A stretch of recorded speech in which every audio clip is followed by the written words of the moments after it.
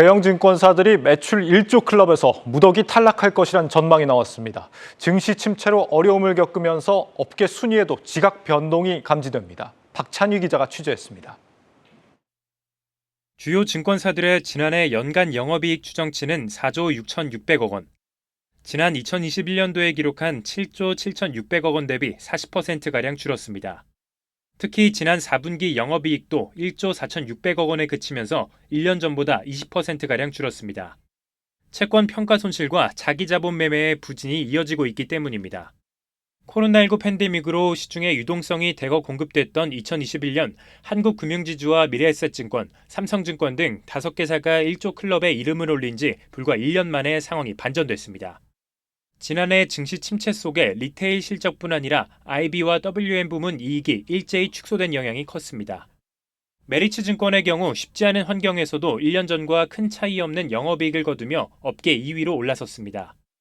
메리츠증권의 지난해 연간 영업이익 추정치는 9,470억 원으로 전년 대비 0.2% 감소하는 데 그쳤습니다.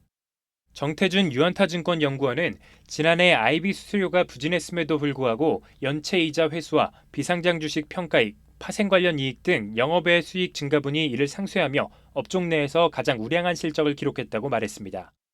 반면 NH투자증권은 계속된 채권운용 실적 부진으로 연간 영업이익의 3분의 2가 사라지면서 체면을 구겼습니다. 지난해 운용 손익 개선이 더딘 데다가 브로커리지와 IB 등 수수료 이익까지 전분기 대비 감소할 것으로 전망되기 때문입니다.